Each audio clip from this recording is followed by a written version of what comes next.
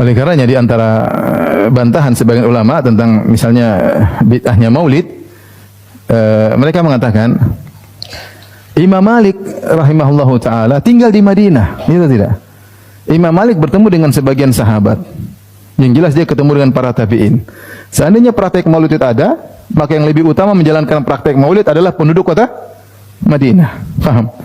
Tapi secara turun-temurun tidak pernah dilakukan. Makanya Imam Malik tidak pernah melakukan apa? Maulid. Padahal kuburan Nabi di mana? Di kota Madinah.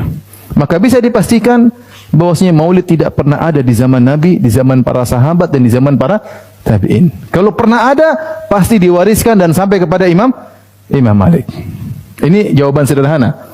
Sehingga mungkin. Apakah logis bahwasanya ya, dan kita tahu siapa yang lebih cinta? Adakah orang lebih cinta kepada Nabi daripada Abu Bakar? Ada yang lebih cinta kepada Nabi daripada Abu Bakar? Ada yang lebih cinta kepada Nabi daripada Umar, Utsman dan Ali? Ada? Enggak ada. Ini menunjukkan bahwasanya mereka yang lebih cinta kepada Nabi dan mereka yang lebih tahu bagaimana cara mengungkapkan cinta mereka kepada Nabi sallallahu alaihi wasallam. Ketika mereka tidak melakukan praktek maulid, menunjukkan bahwasanya bukan begitu cara mengungkapkan cinta kepada Nabi sallallahu alaihi wasallam. Atau engkau meyakini bahwasanya itu adalah kebaikan yang Allah sembunyikan dari Abu Bakar, Umar dan Utsman dan Ali, kemudian Allah tampakkan kepada kalian pada abad ke-3. Karena maulid baru muncul abad ke-berapa? 3. Paham? Ini logika sederhana. Bahwasanya kita bisa pastikan praktek maulid tidak ada. Praktek tidak pernah ada sampai abad ke-3 pertama kali muncul apa? Maulid Nabi sallallahu alaihi wasallam. Kalau ada tentunya para sahabat lebih utama. Logika sederhana. Yang lebih cinta kepada Nabi, para sahabat. Yang lebih tahu tentang Nabi, para sahabat. Yang lebih tahu perjuangan Nabi, para sahabat. Yang lebih cinta kepada Nabi, berkorban jiwa, raga, infak. Abu Bakar infak seluruh hartanya, tidak cinta sama Nabi. Siapa yang seperti Abu Bakar? Enggak ada. Tapi mereka tidak pernah mengungkapkan rasa cinta mereka dengan praktek seperti itu. Cuma dua kemungkinan. Itu kebaikan, apakah disembunyikan oleh Allah dari para sahabat, para tabi'in? Tidak pantas bagi mereka kemudian dimunculkan buat kalian. Ini agak repot jawabannya. Tapi intinya saya ingin kasih tahu bahwasanya praktek seperti ini tidak ada di zaman para. ولهذا ينبغي أن نحذر من البدع في الدين عامة وبدعة المولد النبوي خاصة، فليس عليها دليل من كتاب ولا سنة ولا فعل الصحابة ولا القرون المفضلة فيسعنا ما وسعهم. فالمولد إنما نشأ في القرن الرابع أو القرن السادس، وأنشئ في عهد دول لم تعرف بالتزامها بالكتاب والسنة ولا بعقيدة التوحيد ولا بالسير على منهج السلف الصالح. أفيكون اتباع هؤلاء فيما أحدثوه أولى من اتباع رسول الهدى عليه الصلاة والسلام؟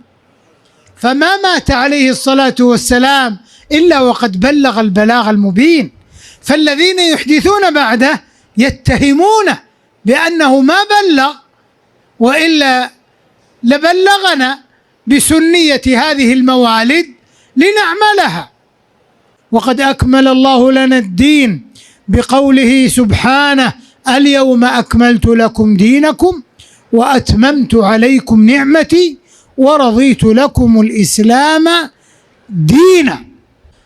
أتحب أعداء الحبيب وتدعي حبا له؟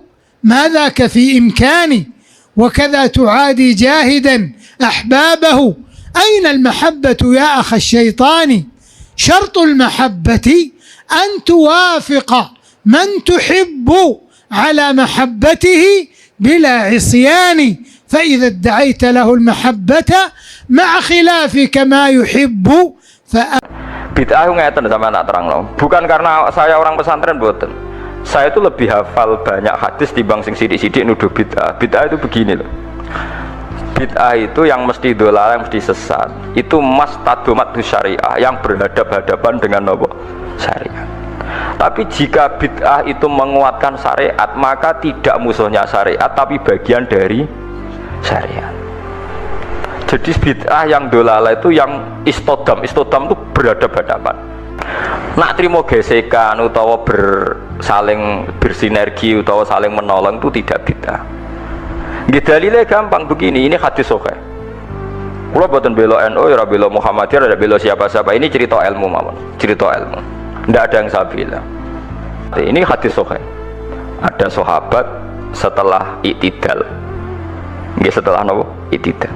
Sama nak i'tidal ngafatno napa? Misalnya Rabbana walakal hamdu terus milus samawati wal ardi. Itu yang konsensus, yang normal. Tapi ada sahabat bacanya tidak begitu, banter pisan. Rungokno tenan nggih. Alhamdulillahi hamdan katsiran thayyiban mubarakan fi. Setelah sholat selesai Nabi itu aqbala biwajhi, Nabi balik kanan terus tanya, ayyukum yaqulu hadil kalimah, siapa tadi yang ngelafatkan kalimat itu? Itu sahabat diam semua karena sadar ini kalimat kalimat masalah, ini enggak ajarannya Nabi, kalimat kreatif. Wah, enggak, diam semua sahabat. Takut sekali, terutama yang melafatkan takut sekali. Terus Nabi akhirnya dawuh, enggak kok, enggak ada masalah. Saya tadi itu kaget saja, ada 12 malaikat yang rebutan kesusu nyatet di sing paling dhisik nyatet. Mergo begitu indahnya kalimat itu. Wah, akhirnya sahabat anada ya Rasulullah. Enggak, artinya kan ada kalimat kreatif yang enggak diajarkan Nabi dan dibenarkan Nabi. Paham ya? Kalau balik ini, ada kalimat yang enggak diajarkan Nabi, bahkan Nabi kaget karena merasa itu enggak diajarkan, tapi dibenarkan Nabi. Mulane kula yakin umpama Rasulullah pirsa kula ngaji terus sampean do gawa kitab, gawa pulpen ya seneng mawon. Ora iso dibid'ahno.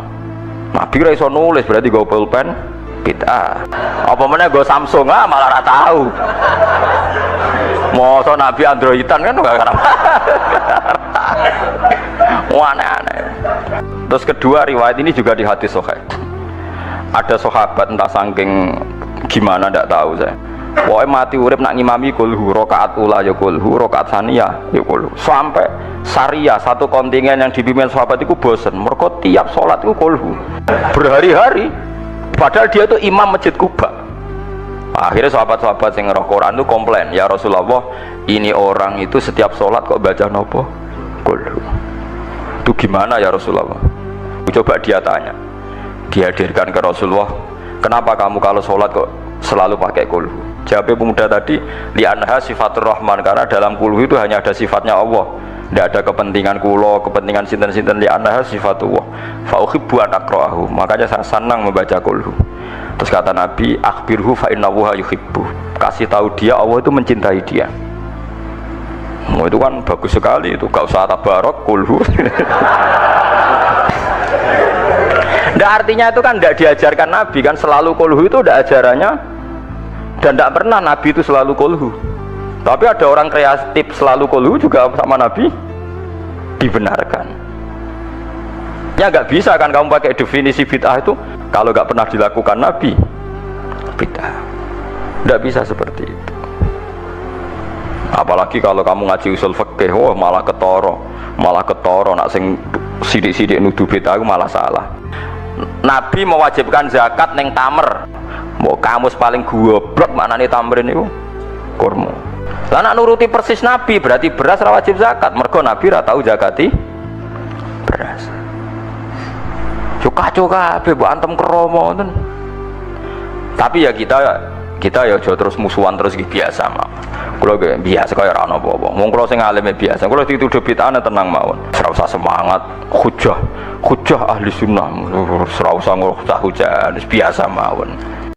Saya menerangkan bahwa orang itu harus senang. Kata Sayyid Muhammad SAW, faman angkarol maulida faqila lahu, misalnya lima ada tafrahu bi maulidin nabi, apa bisa menjawab? Misalnya kita punya anak, saya beri contoh, punya anak keriting, wireng, gendut, raine kok bapake lah kira-kira gitu. Iku wae diakekoi seneng kelahiran anak, padahal prospeknya enggak jelas. Sok ben nakal ta ora kok bapake ora jelas, iku seneng. Lho iki lahire Nabi diseneng-senengno kok dieskali. Artinya maulidu hadzal nabi ini jelas al-maktub kabeh membawa sa'adatut daren, pasti membawa sa'adatut daren. Lho ono wong seneng kok disoal, itu pakai logika apa? Anak kita yang lahir gak jelas masa depannya aja kita seneng. Kira-kira ngoten lah logika maulid. Sebab itu redaksi seneng itu ekstrim tentang beberapa teks. Sehingga diredaksikan fatrobu ya halal masani. Toroban itu seneng yang agak kaul, agak berlebihan. Sebetulnya di kamus itu ya agak-agak joget maknanya toroban. Tapi kalau tak maknanya gitu, masa kiai-kiai joget kan ribet ya. Tapi toroban itu seneng yang sudah tidak terkendali. Jadi toroban itu al-faroh yang melahirkan gerakan tubuh, itu torob. Makanya di situ tidak dikatakan fafrohu tapi fatrobu. Jadi seneng yang sampai melahirkan gerakan tubuh. Ya halal mathani terus. Fahazarul yumni gharrat. Mongkau tai peparing sing serba barokah. Yumnun ini maknanya kanan. Orang Arab dalam balaghatul Arab, kanan itu simbol kebenaran, simbol keberkahan. Sehingga ketika kebenaran disebut ashabul yamin, ketika salah disebut ashabus shimal. Jadi itu ibarat yang luar biasa. Fahazarul yumni, apa yang dilakukan Nabi itu semuanya berkah. Termasuk ketika Nabi milih amal yang mafdul, yang tidak afdol. Misalnya semua orang itu tawaf itu musyatan, semuanya berjalan. Teorinya al-ajru bi qadri ta'ab. Tapi Nabi itu enggak. Nabi justru tawafa raqiban. Nabi tawaf itu secara berkendara. Dan itu menjadi berkah bagi kita. Karena yang tawaf pakai kursi roda karena uzur itu menjadi punya referensi karena Nabi tawaf raqiban. Andai kan Nabi saat itu ikut masyian, maka kita bingung cari referensi bagaimana ketika kita tawaf harus berkendara. Sehingga Nabi pilihannya mafdul saja menjadi fadil, fadil menjadi afdol, semuanya berkah. Saya ulang lagi, Nabi jadi Nabi itu 23 tahun. Itu yang menyokong beliau jadi Nabi itu orang Nasrani dan orang Yahudi. Karena itu satu-satunya perangkat yang harus dipakai. NU belum ada, sama nggak usah GR bela Nabi, NU pas itu belum ada. Maulid Nabi itu yang kangelan itu Abu Lahab, bukan pengurus NU. Sampai sekarang dalil maulid itu masih pakai Abu Lahab. Jadi ini ya NU itu termasuk organisasi yang luar biasa. Abu Lahab itu jadi dalil. Jadi Abu Lahab dengar kalau iparnya, Abu Lahab itu iparnya Aminah, iparnya Sayyidah siapa? Dengar Aminah lahir nggak punya suami, saking senengnya tandalemnya beliau namanya Suwaibah itu dimerdekakan. Ya setidaknya untuk hari Senin tak sebut beliau lah, karena pas soleh nanti Selasa Rabu sudah enggak. Itu dimerdekakan. Saya yang kiai kecil saja nggak bayangkan kalau pagi-pagi tidak punya anak dalam, yang bikin kopi siapa, yang mencucikan siapa, yang nyapu rumah siapa. Tapi Abu Lahab saking senengnya punya ponakan itu dikasihkan, sudah Suwaibah kamu pakai saja, sudah biar melayani kamu, ngurusin kamu. Jadi saya bayangkan hari itu Abu Lahab itu mungkin bikin kopi sendiri, nyapu sendiri demi. Nah itu sama Allah dikenang sehingga yukhaffafu anhul adzabu yaumal isnan, itu masyhur. Idza kana hadza kafiron jaa dhammuhu bi tabbat yadahu fil jahimi muhal lada ata annahu fi yaumil isnaini daiman yukhaffafu anhu lisururi bi mata famadzannu bil abdil ladzi kana umruhu bi ahmada masruran wa mata muwahhida. Ini Abu Lahab yang kafir, hormat Maulidur Rasul saja dapat takhfiful adab, apalagi yang mukmin. Jadi itu satu-satunya dalil Maulid, itu dalilnya Abu Lahab. Ya makanya terus kita itu dibully sama kelompok sebelah, dalil kok Abu Lahab. Tapi saya pastikan awal Islam itu yang menjadi perangkat nubuah itu hanya Yahudi dan Nasrani. Karena yang lainnya nggak tahu Nabi itu apa. Saya beri sedikit cerita. Nabi itu umur, anggap saja kita ikut kaul yang 12 tahun saja. Sebetulnya ada beberapa perdebatan, yang bilang 9, ada yang bilang 12. Tapi yang debat tidak usah didengerin, sama-sama nggak tahu kok ngotot. Kadang orang debat yang lucu, sama-sama nggak tahu kok ngotot. Anggap saja 12. Nabi datang ke Syam. Syam itu ya sekitar Syria, Lebanon, Palestina, itu Syam. Itu pertama yang tahu kalau beliau Nabi itu ya rohib. Rohib itu terjemahnya ya pendeta. Rohib, Bukhaira nemuin Abu Thalib, itu siapa? Ini anak saya. Terus ditanya lagi, ini siapa? Ini anak saya. Sampai 3 kali. Terus sampai Abu Thalib itu agak tersinggung. Memangnya masalahnya apa kalau dia anak saya? Terus Ibu Bukhairah bilang gini, semua alamat Nabi pada anak ini itu ada semua, kecuali kecelakaannya satu, anak kamu. Loh, memangnya masalahnya apa? Karena alamatnya Nabi di Taurat dan Injil itu yatim, sementara ini punya bapak kamu, ini masalah. Jadi dilihat macanya sudah memenuhi kriteria, semua memenuhi kriteria kecuali satu, karena punya bapak Abu. Akhirnya Abu Thalib ngaku, ndak, ini ndak anak saya, ponakan saya. Akhirnya diketahui kalau ini benar-benar calon Nabi. Pertama yang tahu siapa? Pendeta. Karena yang punya khazanah kitab samawi itu ya para orang Nasrani dan Yahudi. Sehingga Al-Quran meskipun pada akhirnya ngeritik Yahudi Nasrani itu, tapi nggak bisa nggak bicarakan Yahudi dan Nasrani. Karena satu-satunya yang masih punya kitab samawi itu Yahudi dan Nasrani, meskipun sebagiannya sudah dirubah-rubah. Nah, ini kitab nerangkan tentang dalil. Dalil itu petunjuk. Sama ndak harus setuju, tapi ono petunjuk. Begini logikanya. Niki sing ditulis Said Muhammad tentang kitab Al-Ikhtifal. Misalnya gini, ibadah tiap hari baik tidak jawab, ibadah tiap hari itu baik tidak. Tapi ternyata selalu ada hari-hari khusus, ya, hari-hari khusus yang dianggap paling baik. Misalnya hari Senin Selasa disunatkan puasa, padahal tidak Senin pun sunat. Begitu juga baca tasbih setiap saat baik, tapi nanti kalau habis asar lebih baik. Di sini kalau waca, inna awalal muhtafilin, muhtafil itu acara haflah, semacam acara maulid. Haflah itu acara besar, itu haflah. Ya sama ini sakit sandurung 10 sakit. Bil maulid huwa sahibul maulid. Yang pertama menggerakkan maulid adalah sahibul maulid. Wa huwa an-nabiyyu sallallahu alaihi wasallam kama jaa fil hadis sahih alladzi rawahu Muslim. Ini kitab Al-Ikhtifal. Lama suila an siyam yaumil isnin. Qala sallallahu alaihi wasallam dzaka yaumun wulidtu fihi. Jadi ketika Nabi ditanya, kenapa engkau suka puasa hari Senin? Oh, karena itu hari yang saya dilahirkan di situ. Berarti apa? Ada penghormatan berdasar hari yang sama. Saya ulang lagi, ada penghormatan berdasar. Kenapa engkau suka puasa hari Senin? Oh, karena di hari itu saya dilahirkan. Ya, logikanya berarti bisa diteruskan. Kenapa kita suka bulan Maulid? Oh, di bulan itu lahirnya Rasulullah. Saya ulang lagi, ini dalil. Anda bisa mencintai Nabi dengan cara yang lain. Jadi sebetulnya Anda harus mencintai Nabi ala NU Maulidan ya Anda. Misalnya ada orang mencintai Nabi dengan cara sedekah, sedekah itu fi'lun Nabi.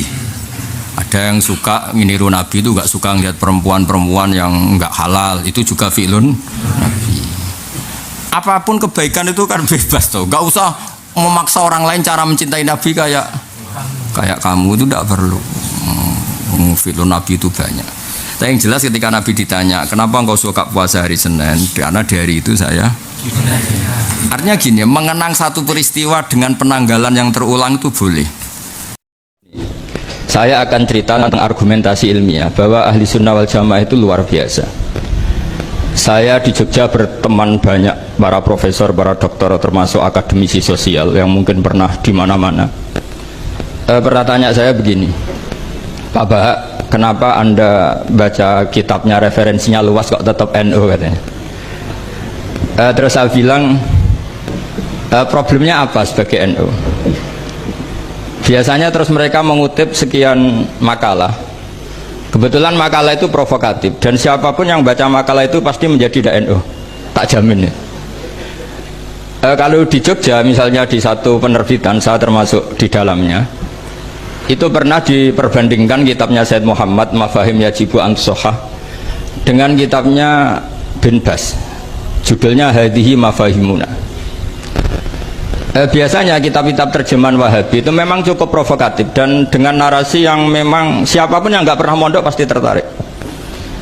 Misalnya begini, cerita bid'ah misalnya, Iyakum wa muhdatsatil umur fa inna kulla bid'atin dhalalah wa kulla dhalalatin finnar, misalnya gitu. Wa kulla muhdatsatin bid'ah wa kulla bid'atin dhalalah wa kulla dhalalatin finnar. Ada yang baca wa kullu bid'atin dhalalah wa kullu dhalalatin finnar. Terus beliau meneruskannya begini, kata Bin Bas, hadza huwa Rasulullah hakama bi annal bid'ah kullaha dhalalah. Terus diteruskan, wajar asy-Syafi'i faqasama ila hasanatin wa dolalatin wa sayiatin itu. Jadi dengan narasi seperti itu tuh orang itu tahu bahwa Syafi'i itu kurang ajar tenan gitu kira-kira gitu. Jadi dia ini Rasulullah yang mengatakan semua bid'ah ini dolalah, tapi Syafi'i lancang dengan membagi ada dolalah, ada sayi'ah, ada hasanah, ada sayi'ah. Ini aneh katanya. Wong Rasulullah yang Nabi saja bilang satu semuanya dolalah, kok dia bilang dua kan? Diredaksikan Jaro'ah, kira-kira makna sedannya yang lama atau berani. Sehingga orang mesti tanya, kenapa sih tidak ikut Rasulullah saja? Tapi ini satu ilmu, setidaknya ilmu perdebatan, bukan ilmu hakiki, karena kita tidak tahu yang diridhani Allah yang mana. Tapi kemudian Sayyid Muhammad dalam kitab Abwaabul Faros, juga dalam kitab-kitab beliau menyanggah itu dengan mengatakan, jika makna bid'ah adalah yang nggak pernah dilakukan Rasulullah, itu salah besar. Beliau cerita sekian hal, termasuk yang diceritakan adalah ada seorang sahabat ketika sholat dengan Rasulullah tidak pakai doa mainstream, yaitu ketika itidal sahabat tadi bilang alhamdulillah hamdan katsiran thayyiban mubarakan fi. Setelah itu setelah Nabi habis sholat tanya ayyukumul qail, siapa tadi yang melafatkan itu? Semua sahabat diam karena takut disalahkan. Tapi apa yang dikatakan Nabi? Tidak, saya tidak akan menyalahkan. Saya tadi melihat isna asyara malakan. Saya tadi melihat 12 malaikat. Yabtadirunaha ayyuhum yaktubu awwalu. Semuanya itu bergegas siapa yang nulis awal. Terus kata sahabat tadi, ha anadha ya Rasulullah. Padahal ini satu kalimat yang bahkan Rasulullah tidak mengajarkan, dan Rasulullah bahkan iskal kenapa ada kalimat itu. Tapi toh dibenarkan oleh Allah dan Rasul. Cerita Sayyid Muhammad kedua adalah ada sahabat setiap ngimami itu main kulhu.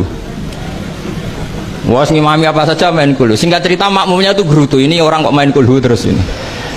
Setelah dilaporkan ke Rasulullah, ditanya sama Rasulullah, kenapa kamu main kulhu? Ini dilaporkan ke saya. Kata si musolli tadi, imam tadi, li annaha sifatur rahman, karena dalam surat itu semua sifatnya Allah, maka fa'ana uhibbuha, saya senang itu. Apa kata Rasulullah? Saya disuruh bilang Allah ke kamu bahwa Allah mencintai kamu karena kamu mencintai kulhu. Terus keterusan sampai sekarang itu orang-orang NU baca kulhu terus itu. Karena sekali baca idza samsu kuwirat mesti keponting gitu.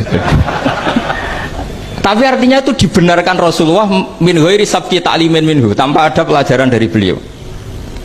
Runtuhlah teori bid'ah bahwa bid'ah adalah semua yang nggak pernah dilakukan Nabi, diajarkan Nabi. Nyatanya beberapa kali Nabi membenarkan sesuatu yang belum pernah diajarkan oleh beliau. Masalahnya adalah